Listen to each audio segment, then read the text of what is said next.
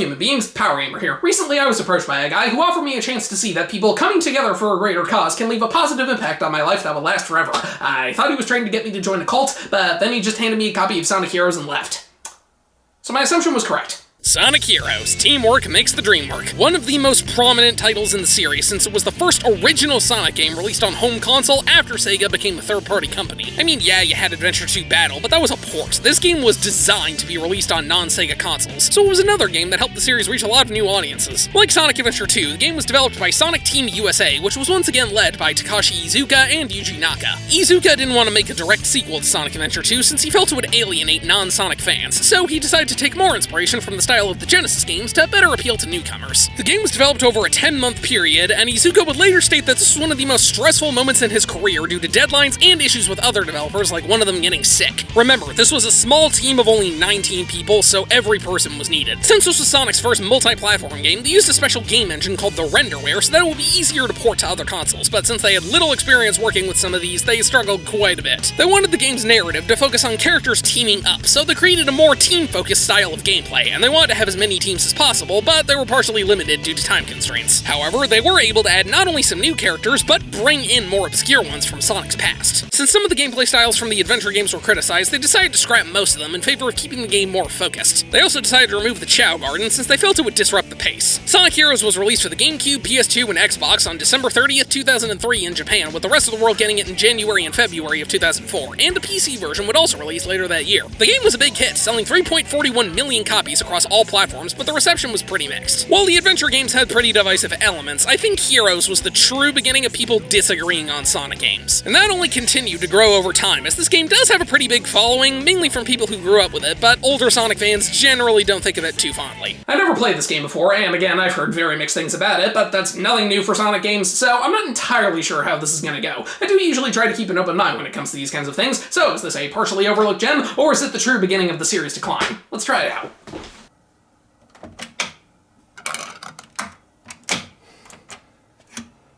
Like the adventure titles, the game is split into multiple campaigns. In this case, it's divided into 4 teams of 3, giving us 12 playable characters total. There's Team Sonic, which consists of Sonic the Hedgehog, Miles, Tails, Prower, and Knuckles the Echidna. Team Dark, which consists of Shadow the Hedgehog, Rouge the Bat, and E123 Omega. Team Rose, which consists of Amy Rose, Cream the Rabbit, and Big the Cat. And Team Chaotix, which consists of Espio the Chameleon, Charmy Bee, and Vector the Crocodile. Team Sonic's campaign opens with Sonic running through a valley when Tails and Knuckles show up in the tornado. Tails hands Sonic a letter from Eggman that claims he's about to take over the world, and they have 3 days to stop him. What is this, Majora's Mask? So the 3 of them head to his fortress to do so, leaving the tornado to crash along the way, and that's about it. Team Dark's campaign opens with Rouge infiltrating one of Eggman's facilities to find treasure he may have, but is shocked to discover Shadow inside a capsule, since he was presumed dead at the end of Sonic Adventure 2. She releases him, but also awakens a robot built by Eggman named E123 Omega, who begins firing at Shadow. Rouge breaks them up and discovers that Omega is mad at Eggman for locking him away, while Shadow has no memory of who he is or how he got there. So Rouge decides to make the 3 of them a team so they can hunt down Eggman and each get what they're looking for. Shadow wants answers on who he is, Rouge wants treasure, and Omega wants revenge. Team Rose's campaign opens with Amy lounging on the beach alongside Cream the Rabbit, a character that was first introduced in Sonic Advance 2, yeah, we'll get to that one another time, and her Chao companion Cheese, as well as Big returning from Adventure 1. Amy sees in a newspaper a picture of Sonic alongside both Cheese's brother, Chocolate Chao, and Froggy, so the 3 of them decide to go looking for their friends/unrequited lovers. And finally, there's Team Chaotix, a group of characters that first appeared in Knuckles Chaotix, a spin-off release of the Sega 32X, and nothing else. These guys are a detective agency led by Vector the Crocodile, and the others are Espio the Chameleon, who's a ninja, and Charmy Bee, who's annoying. There was originally a 4th member named Mighty the Armadillo, but he must have had jury duty that weekend. Anyways, the campaign opens with Vector and Espio sitting around when Charmy comes in carrying a package. Inside the package is a walkie-talkie from someone who claims to have a case for the Chaotix. Since they're running low on cash and need to pay the rent, they accept, despite Espio having some doubts, and that's about it. Yeah, the story is much simpler than it was in the adventure games. Cutscenes are very sporadic, and the plot doesn't really change a whole lot. Team Sonic needs to stop Eggman, Team Chaotix needs money, and Team Rose needs to find their companions. The only one that has any sort of depth is Team Dark, with Shadow wanting answers to his past, and even then, it isn't that prominent. This plot is a lot more akin to how it was in the classic Sonic games, which isn't a huge deal, at least for me, but if you like the more involved stories that the adventure titles had, you might be disappointed. Well, the story is pretty trimmed down, the presentation is really solid. This game looks much better than the Dreamcast titles. The colors are so vibrant, the character models and animations look much better, especially in the pre-rendered cutscenes. The soundtrack is fantastic, as is tradition for Sonic games, the voice acting is pretty solid, and thankfully the sound mixing is so so much better. The game is a continuation of the speed levels from the adventure titles. High-speed 3D platforming where you grab rings, all the power-ups come back, and you're ranked at the end of the level. Like I said, the game is split up into 4 teams of 3, but this isn't like Sonic Adventure 2 where you control one character per level. Here, you control all 3 characters at any given time.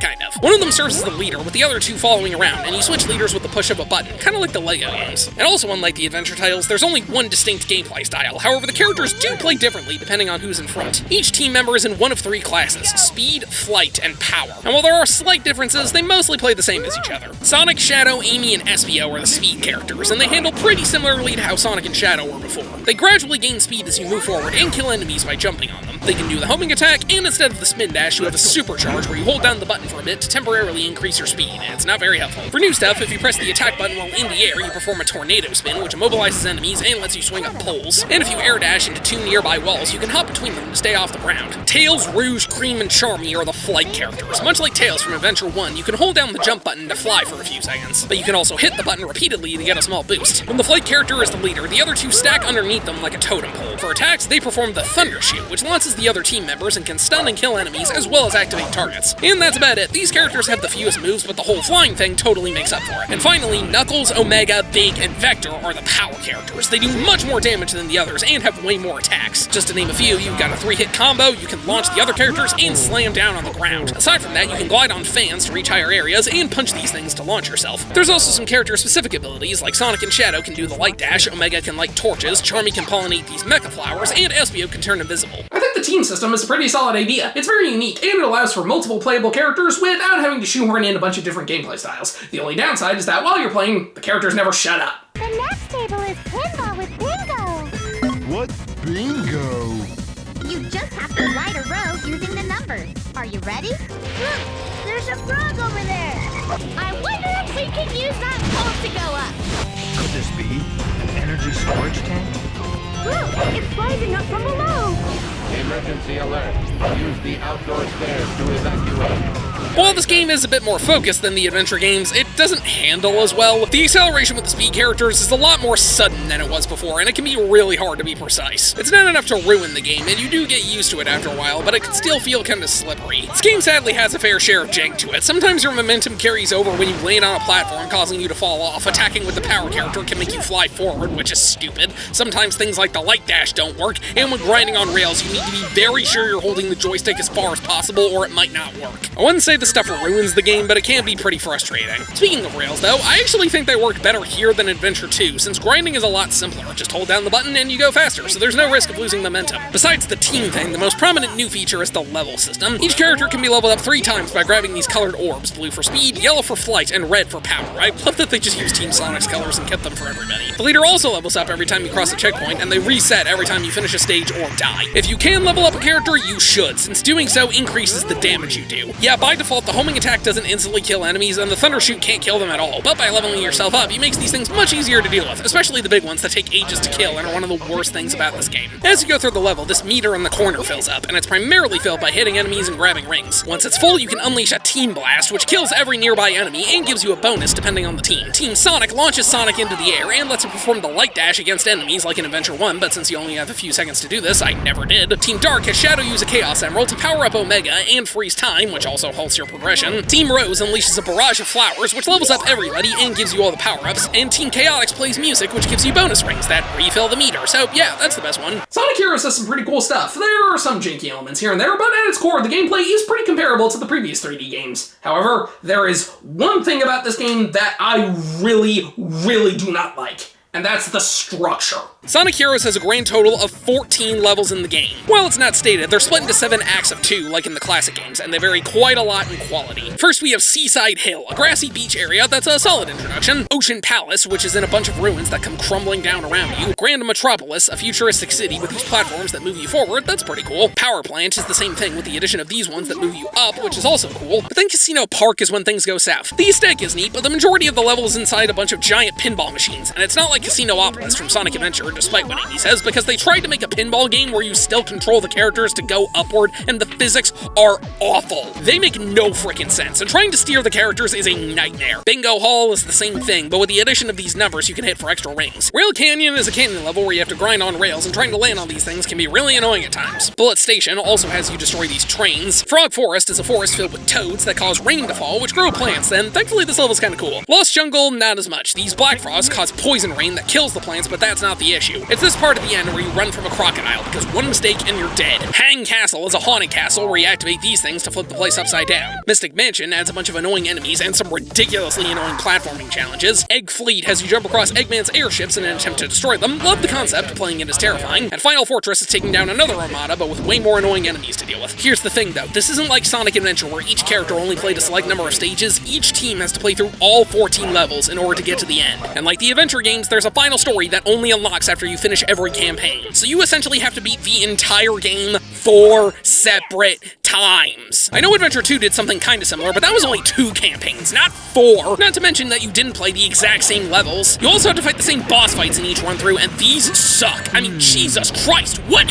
happened with these? There's 3 types total, and none of them are fun. You've got Eggman ships, which are just you running after him and occasionally hitting it, that take forever. Ones that are just fighting gauntlets onto enemies on tiny platforms where it's really easy to die, and rival fights with the other teams that are piss easy. Just select the flight character and spam Thundershoot. You'll take him down in no time. Now, I will admit, each playthrough the levels are slightly different from each other, but not in a really creative way that makes each playthrough fun and unique like it was in Sonic 3 and Knuckles. Instead, it really just comes down to difficulty and stage length. Which team you select determines how hard the level will be. Team Rose is considered the game's easy mode, while Team Sonic is normal mode, and Team Dark is hard mode. This is evident by the fact that Team Rose actually has a tutorial level called Seagate, and no other playthrough has this. Each team has a different amount of obstacles and enemies they have to deal with, and how long it takes to beat a level will vary a lot. Team Rose's levels only take about 4 to 6 minutes, but Team Sonic and Team Dark's levels are pushing 8 to 12. These things can go on for an eternity, and if you get a game over, you have to start the whole thing all over again. What's weird though is the jump in difficulty between Rose and Sonic is much larger than the jump between Sonic and Dark. Team Dark has more enemies and a few extra hazards, but I didn't notice that much of a difference in how long it took. Though part of that might be the combination of skills acquired by playing Team Sonic first and more enemies giving more team blasts. Now if you're wondering why I didn't mention Team Chaotix, that's because they work a little differently. In terms of enemies, they're about the same as Team Sonic, but the stages don't have a set length. Instead, these levels are mission-based. Each one has you do something like collecting certain items, killing enough enemies, or beating the level without being spotted. Some of these are pretty cool, others are a complete pain. Some of these missions require you to do a lot of a specific thing, or hide the objects in very annoying spots. And if you miss any, you have to loop back around to find them with no checkpoints. So while some of these are done fairly quickly, others can take over 15 minutes. To help visualize how these levels work as a whole, let's say this line represents the stage. Team Sonic just has to reach the end, Team Dark has to reach the end while making a few extra stops along the way, Team Rose only has to beat about half of it, and Team Chaotix has to pick up a bunch of random stuff or else they start over. In total, it took me roughly 15 hours to finish all 4 campaigns. I spent 5 hours on Team Sonic, 4.5 on Team Dark, 2 on Team Rose, and 3.5 on Team Chaotix. Sonic Heroes is longer than any other Sonic game I've played at this point, and it really shouldn't be because of how repetitive it is. But the worst part is, in order to beat the game, you don't just have to do a run-through with all 4 teams. You also have to get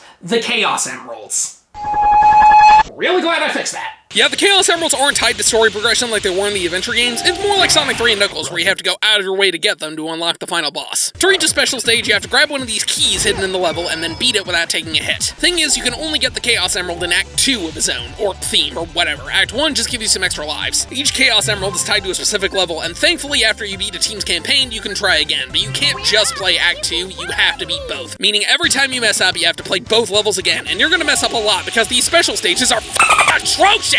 You're placed in giant tubes and have to grab these colored orbs which fill up this meter and let you do a speed boost. You need to gather enough speed to grab the Chaos Emerald before it reaches the end, and it is nearly impossible to do because these mines are scattered everywhere which stop you immediately, and the control is complete horseshit. It is so fucking slippery that just slightly tapping the joystick will send you flying, and if you end up on the ceiling, it's nearly impossible to get back down. If you make even the slightest fucking mistake, you've already failed, so just reset the game and get another try. Getting the Chaos Emeralds in this game is fucking miserable. miserable, because again, you have to beat 2 levels in order to get another try, so even with Team Rose, it takes like 8 minutes just for 1 extra attempt. And all that adds up to make beating this game genuinely not worth it, because the process is grueling and awful and a crime against sense, and I hate it. I mean, getting the Chaos Emeralds was rough in the classic games, but at least you got an awesome power-up out of it. Not only is this light years worse, but you don't even get to use Supersonic. It just unlocks the final level. I got so fed up with these that I was considering throwing in the towel and saving this game for later, but then I tried looking up some tips, and thanks to this video, I figured it out. You want to select the power character because they're slightly easier to handle, and then hold the dash button while getting the spheres. Don't let the animation fool you. Holding it gives you more speed than mashing it. Once I did that, I got most of these no problem, but I shouldn't have to do that. You shouldn't have to do research just to finish the goddamn game. And that doesn't change the fact that these bonus stages are horribly designed, and even with that knowledge, victory is not guaranteed, because if you make even one slight mistake,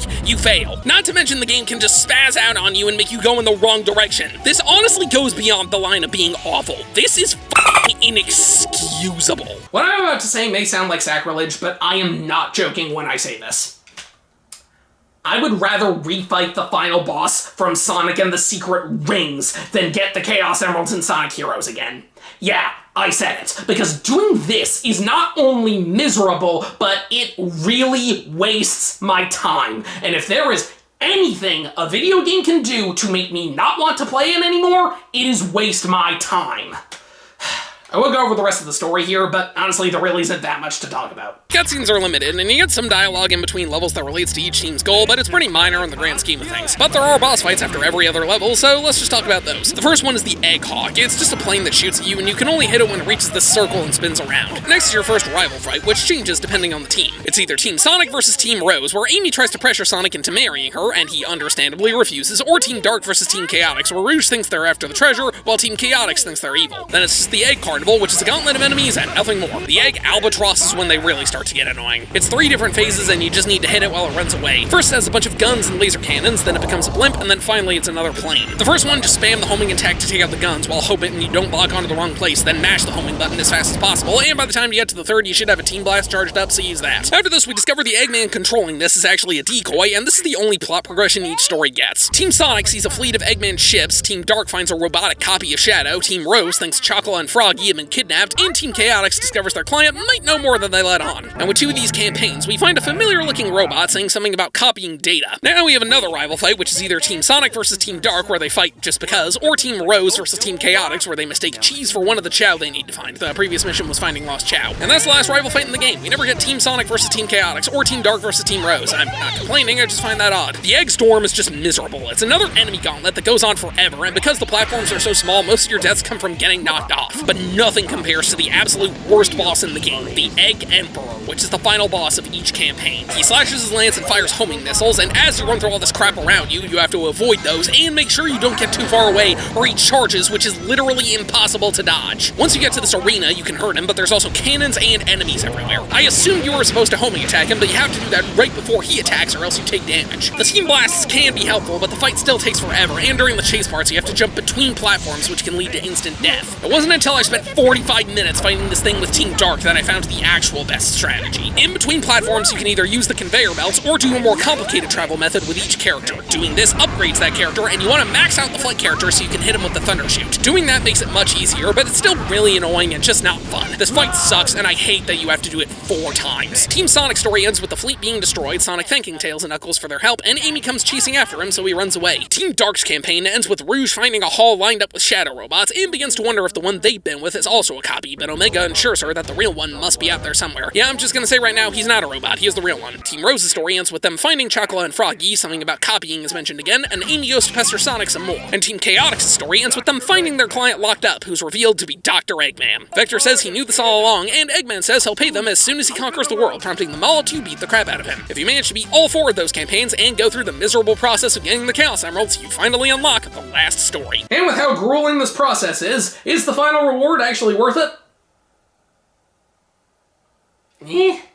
Eggman reveals that he was locked away by that robot from earlier, who is in fact Metal Sonic. Turns out he orchestrated this whole thing so he could collect data from Team Sonic as well as Shadow, and Chaos data from Chocola and Froggy, allowing him to spend almost a full minute transforming into this oversized menace. With all 7 Chaos Emeralds in hand, everyone decides to work together to take this tin can down. This leads to a boss fight with Metal Madness, where you switch between Team Rose, Chaotix, and Dark to beat him. During each phase, he shoots missiles that either make these spikes come up or freeze you, breathes fire, and swings his tail. You have to hit these spots on him, but you can't use the character that matches that specific color. Team Rose is always blue, Team Chaotix it switches between red and yellow, and Team Dark it rotates with all 3. This fight is kinda cool, but it can also be annoying with how easy it is to fall off. Plus, if you get a game over, you start the whole thing all over again. But that's not enough, as he completes his transformation into the Metal Overlord, so Team Sonic uses the Chaos Emeralds to transform into Super Sonic, and Tails and Knuckles just get these little shields. Lame. This fight is weird. You fly around while he shoots crystals, missiles, and throws a plane at you. You want to deflect these attacks with each character, Sonic for the crystals, Tails for the missiles, and Knuckles for the planes, and doing so will increase your meter. Once it's full, you can unleash a Team Blast, which is the only way you can damage him, and throughout the fight, you have to grab these balloons to replenish your rings. After 5 hits, he's done. The controls take a bit of getting used to, and it's not very self-explanatory, but it's a decent enough final boss. I mean, it's better than the other fights in the game. And hey, we got another awesome Crush 40 song to play in the background. I mean, sure, it's not as good as Live and Learn, but what I'm made of is still really good. Metal Sonic then powers down and returns to normal. Sonic runs off with Tails joining him, and Amy chases after them. Cream and Big bid farewell.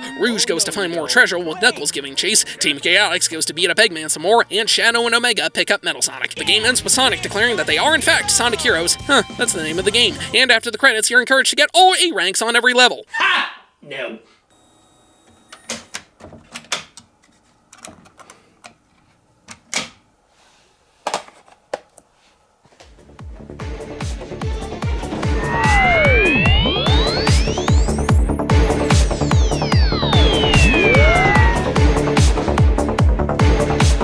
Game Conquer.